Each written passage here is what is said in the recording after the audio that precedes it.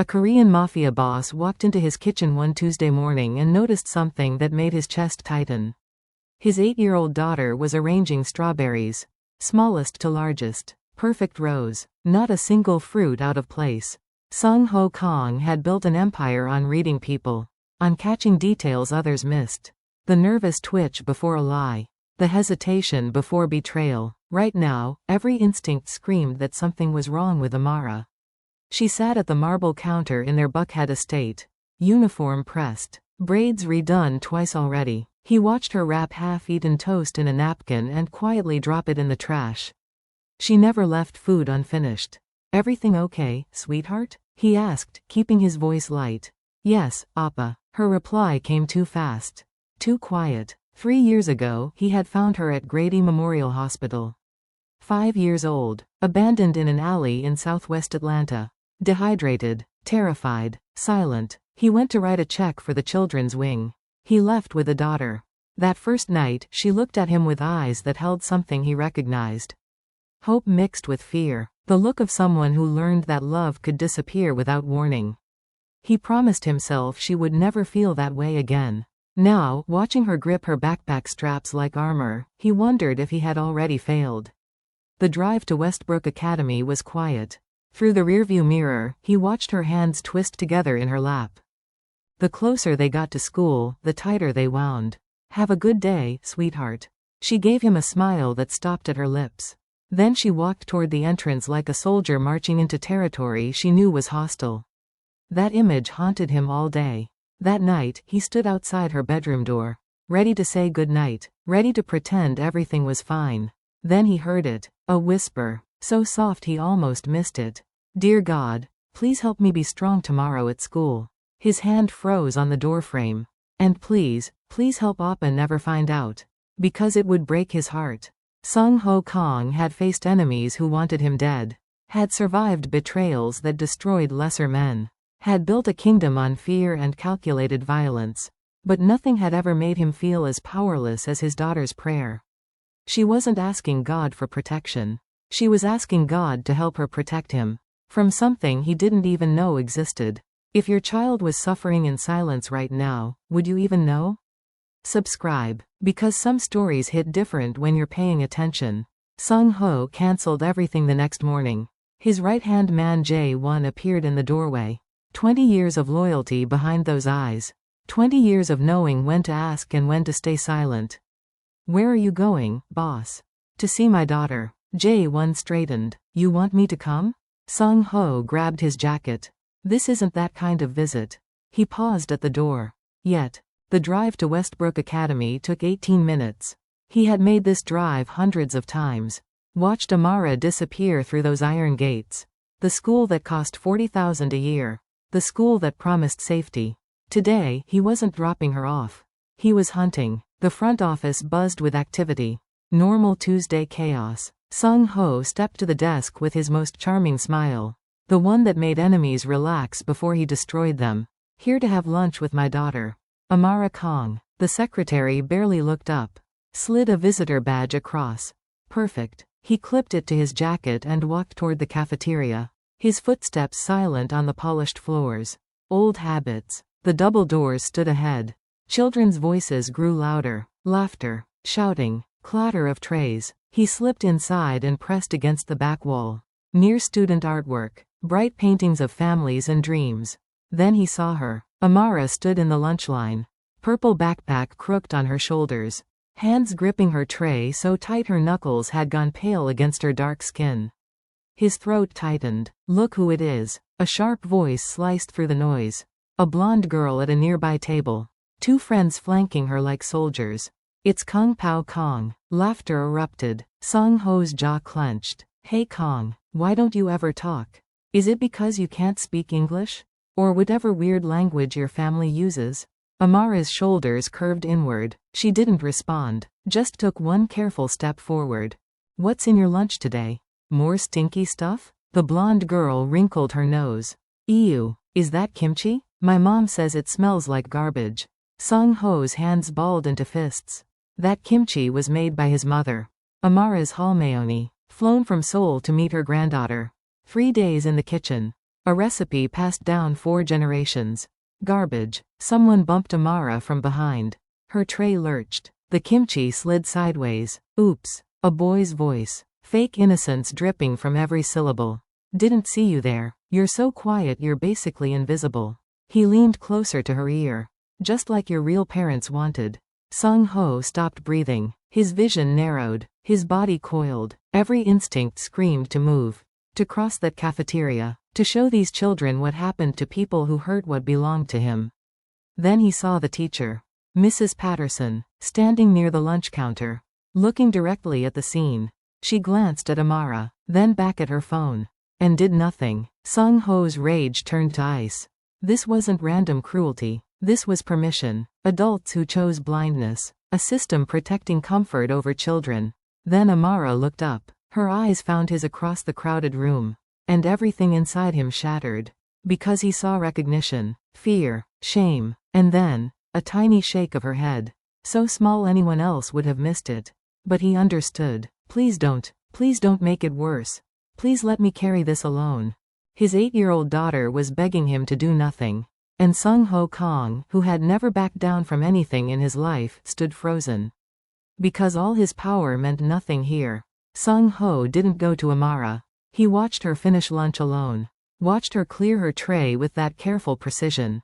Watched her walk to class like nothing had happened. Then he walked straight to the principal's office. The secretary tried to stop him.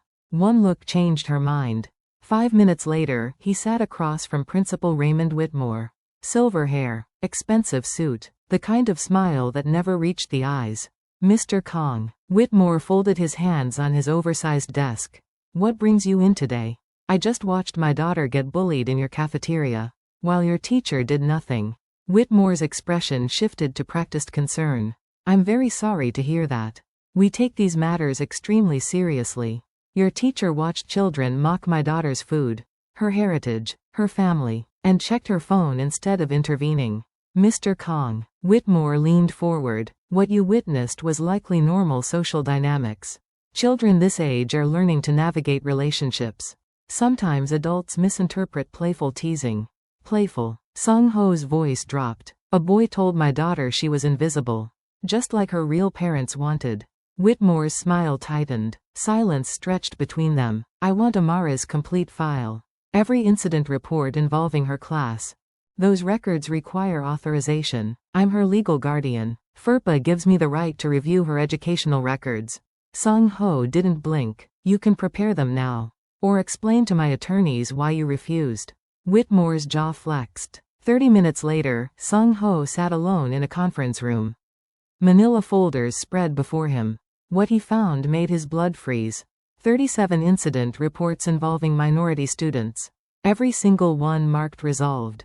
Lunch period disagreement. Cultural misunderstanding. Situation monitored. No further action required. The same empty phrases. Over and over. One report made him stop breathing. 6 months ago, Amara told Mrs. Patterson that students kept touching her hair without permission. The teacher's documented response suggested student wear different hairstyle to avoid drawing attention. Sung-ho read it twice. They told his daughter to hide herself. To shrink. To change who she was. To become invisible on purpose. Another file caught his eye. A formal complaint from a parent named Tanya Okafor. Her son had experienced similar treatment for 2 years. The complaint was acknowledged, filed, never addressed. Sung-ho closed the folder. His hands were trembling, not from weakness, from the effort of not making one phone call. One call to the governor who owed him 3 favors. One conversation with the school board chair whose son's gambling debts he had purchased.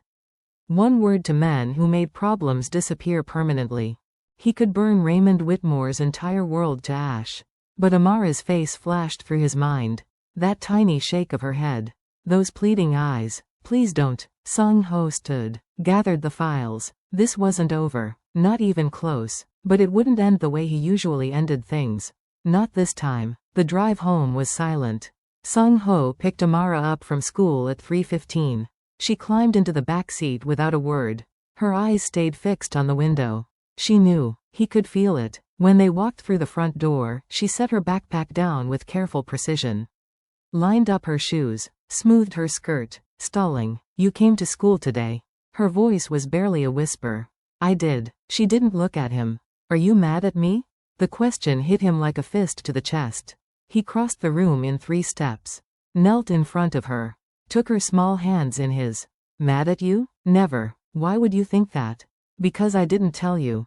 Her chin trembled. About the kids. About what they say. I didn't want you to be sad. Sweetheart. His throat tightened. You have nothing to apologize for. But I lied. I said everything was fine. Every morning. Every night. I lied. Her eyes finally met his. And then the dam broke. It started on my first day.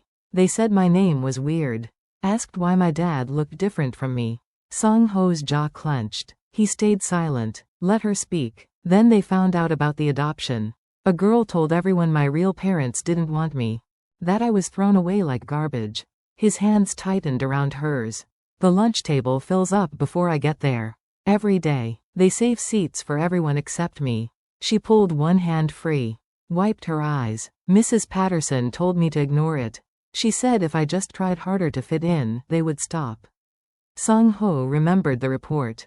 Suggested student wear different hairstyle. Then last month, a boy said something. She paused. Something that made me pray extra hard that night. What did he say? Amara's voice dropped to nothing. He said I was invisible. Just like my real parents wanted. And that you only adopted me because you felt sorry for me. That nobody actually loves kids like me. Sung Ho couldn't breathe. 3 years of silence. 3 years of carrying this alone. 3 years of smiling through breakfast while her heart was breaking. His 8-year-old daughter had built a wall to protect herself. But that wasn't the worst part. The worst part came next. Appa. She looked at him with those deep brown eyes. I heard the other kids talking once. Their parents said you're dangerous. That you make bad things happen to people who hurt you. He went very still. Are you going to make bad things happen to them? Because of me? There it was. The truth beneath the silence. She hadn't hidden this to protect herself. She had hidden it to protect him. From becoming the monster others believed he was. His daughter had been suffering in silence for 3 years. Not because she was ashamed. Not because she was weak. Because she loved him enough to carry it alone. Sung Ho pulled her into his arms. Held her tight. Let her tears soak through his shirt. And made a silent vow. He would fix this. But not with blood. Not this time. That night, Sung Ho sat alone in his home office. The house was quiet. Amara had finally fallen asleep after 2 hours of crying in his arms. His phone sat on the desk. Silent. Waiting. One call. That's all it would take. The governor owed him 3 favors. 1 word and Whitmore would face an investigation by morning. The school board chair had a son with gambling debts. Debts Sung Ho had quietly purchased 6 months ago. 1 conversation and the entire board would vote however he wanted. And then there were the others. Men who didn't ask questions. Men who made problems vanish like smoke. By next week, every family whose child had tormented Amara could find their lives falling apart. Businesses failing. Reputations destroyed. Secrets dragged into daylight. He could burn their entire world to the ground. And they would never even know who lit the match. His hand reached for the phone. Then stopped. Appa, are you going to make bad things happen? Her voice echoed in his mind. She had spent 3 years protecting him. 3 years of silence so he wouldn't become the monster everyone feared. If he made that call, she would know. Maybe not today. Maybe not next year. Maybe not until she was grown. But eventually, she would understand what her father had done. What he was capable of. What kind of man raised her. And that tiny spark of hope in her eyes, the one he saw the day he adopted her, would die. The office door creaked. Jae-won stood in the doorway. 20 years of reading each other without words. What do you need, boss? Sung Ho stared at his phone. There's a parent. Tanya Okafor. Her son goes to the same school. She filed a complaint that was buried. You want me to find her? Yes. He looked up. But I want to meet her as a father. Not as anything else. Jae-won studied him for a long moment. In 2 decades, he had never seen Sung Ho refuse the easy path. Understood. He turned to leave, then paused. She's changing you, the little one. Sung Ho didn't deny it. After Jae-won left, he walked to Amara's room. Stood in her doorway. Watched her sleep. Moonlight painted silver patterns on her wall. Her breathing was steady now. Peaceful. She had asked him a question tonight.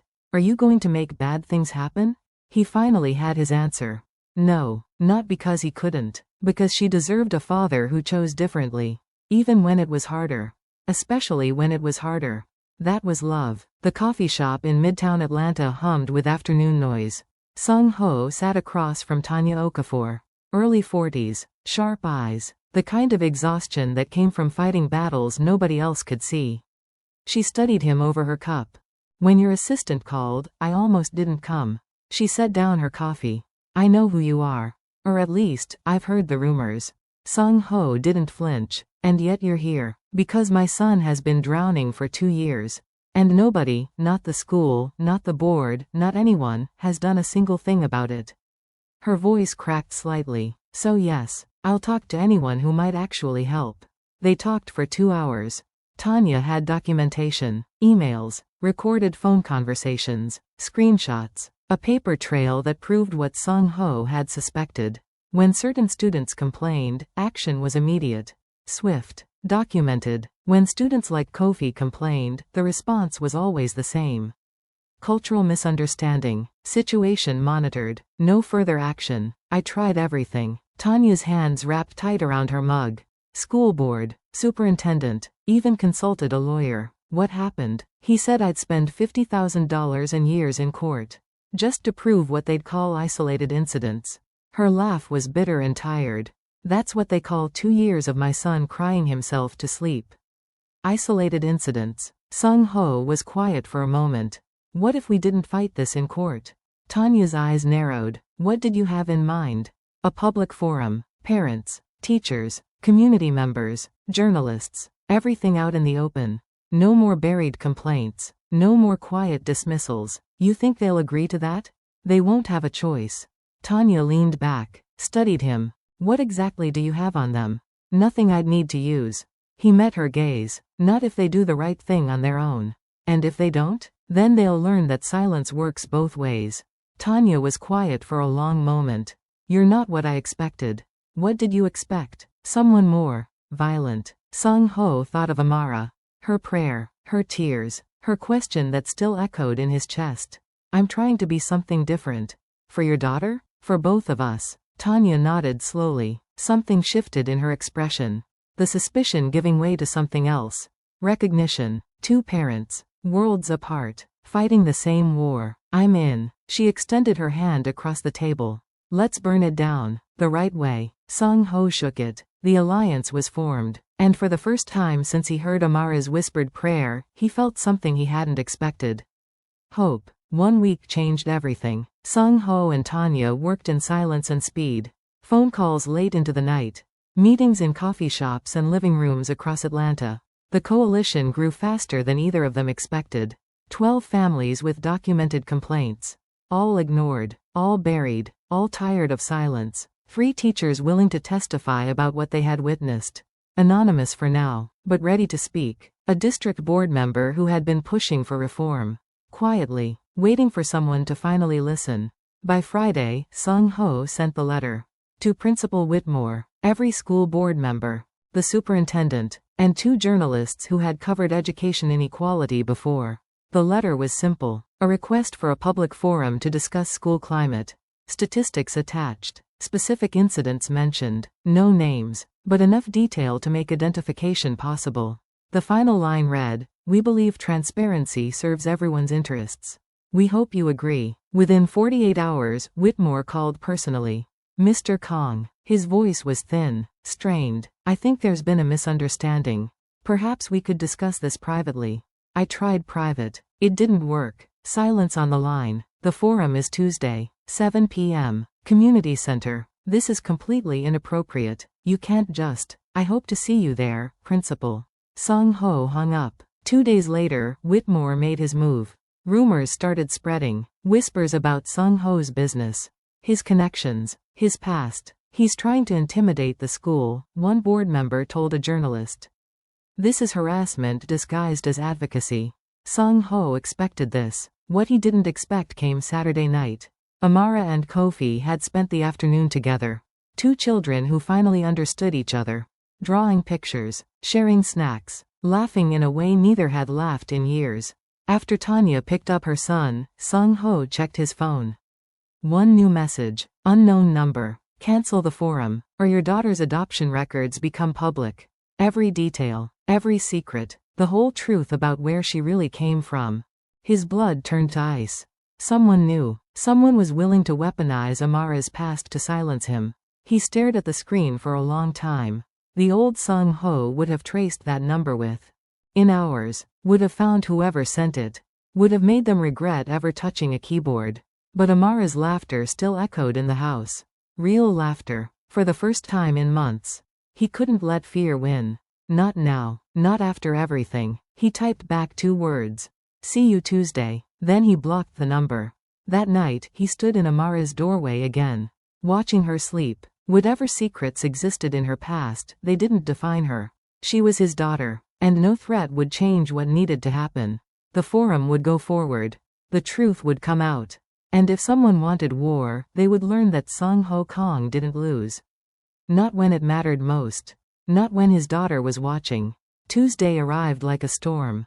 The community center filled with over 200 people. Parents, teachers, journalists, school board members seated at the front table, faces tight with tension. Principal Whitmore sat among them, sweating through his pressed shirt. Sung-ho took a seat in the 3rd row. Amara beside him. Her small hand gripped his tight. You okay, sweetheart? She nodded, but her eyes were fixed on the crowd. The superintendent opened with prepared remarks. Policies, procedures, commitment to student welfare, empty words that landed like dust. Then Tanya stood. The room went quiet. My son Kofi is 9 years old. Her voice carried without a microphone. When he started at Westbrook, he loved school. By the end of 1st grade, he was asking me why his skin was the wrong color. A murmur rippled through the crowd. I have 37 documented incidents. 37 times my son was mocked, excluded, touched without permission. And 37 times I was told it was a misunderstanding. She held up a folder thick with paper. This isn't sensitivity. This is systematic failure. More parents stood. A Korean mother whose daughter was told to bring less smelly food. A Nigerian father whose son was asked if he lived in a hut. A mixed-race couple whose child was interrogated about which parent was real.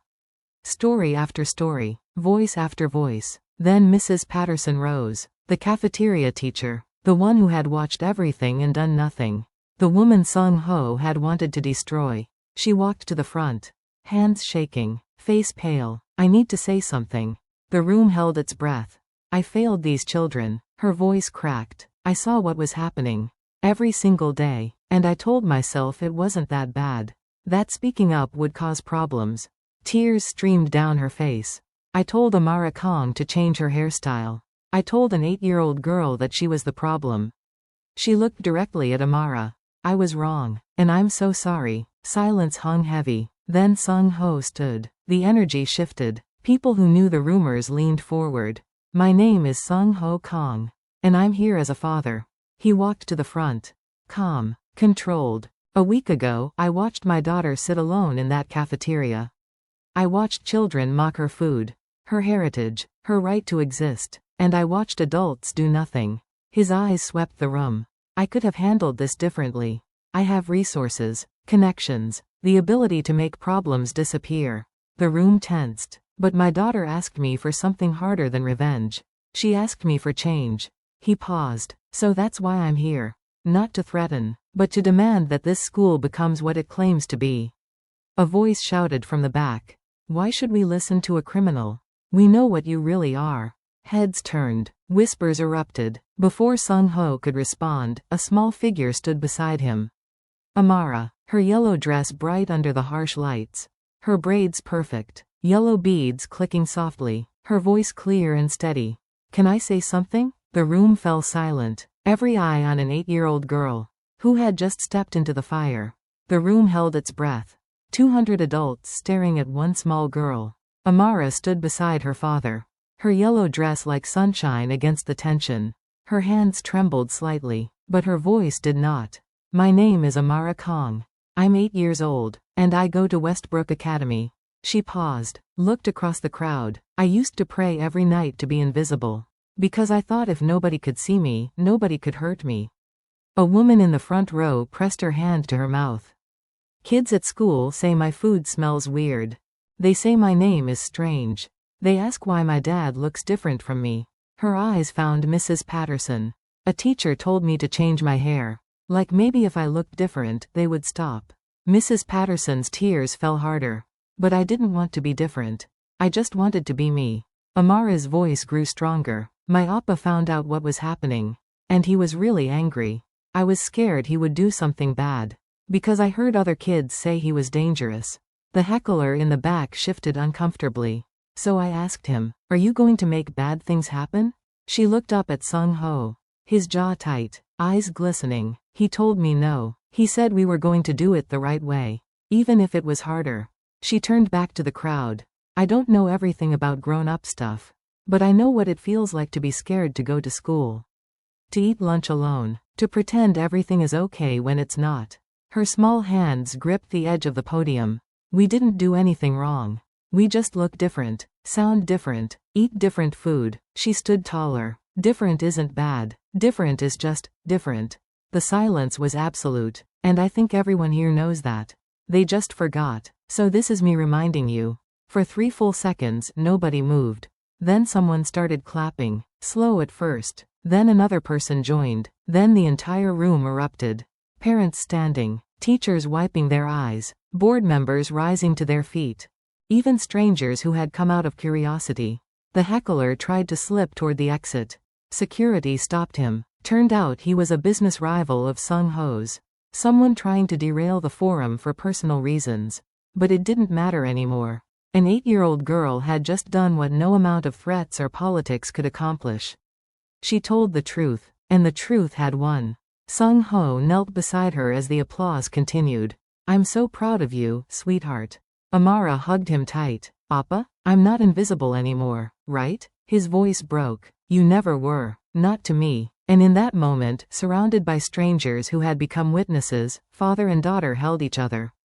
Changed. Healed. Together. 6 months changed everything. Westbrook Academy wasn't the same school anymore. Principal Whitmore resigned the morning after the forum. His letter cited personal reasons. Everyone knew the truth. Dr. Keisha Monroe took his place. A woman who spent 20 years fighting for children nobody else saw. Her first act was mandatory training for every staff member. Her second was a student advocacy program. Mrs. Patterson now led it. The woman who once told Amara to change her hair now spent her days teaching children how to speak up. How to be heard. How to never shrink themselves for anyone. Redemption looks different on everyone. The cafeteria had new tables now. Round ones. No corners. No isolated seats. Every Friday, students brought food from home to share. Amara's hall mayonnaise kimchi became the most requested dish. And Amara? She ran to school now. Not walked. Ran. Kofi waited at the entrance every morning. Best friends who understood each other without words. 2 kids who learned that being different wasn't weakness. It was their strength. Sung Ho stood at the kitchen window one Tuesday morning, watching his daughter sprint toward the bus. Yellow beads in her braids catching the sunlight. Laughter echoing across the yard. Real laughter. J1 appeared beside him. "She's changing you, still." Sung Ho nodded. The Kong Foundation had launched 3 months ago. Educational equity programs in 6 schools across Atlanta. Scholarships for children from families who couldn't afford to fight the system alone. Not for publicity. Because Amara had asked a simple question one night. If you can help other kids feel seen, shouldn't you? He couldn't argue with that. That evening, father and daughter sat on the porch, watching the sunset paint the sky in orange and gold. "Appa?" "Yes, sweetheart? I'm glad you chose the hard way." He looked at her. This small person who had taught him more about strength than decades of building empires ever had. "Thank you for showing me there was one." She leaned against his shoulder. Content. Safe. Seen. The most feared man in Atlanta had been transformed. Not by threats. Not by power. By an 8-year-old girl who refused to let him become the monster others believed he was. And that was the real lesson. The strongest weapon isn't the one that destroys. It's the one that transforms. If this story touched something inside you, you already know what to do. Subscribe. Share it with someone who needs to hear it. And drop a comment. What would you have done in his shoes? Be brave, even when it's hard, especially when it's hard.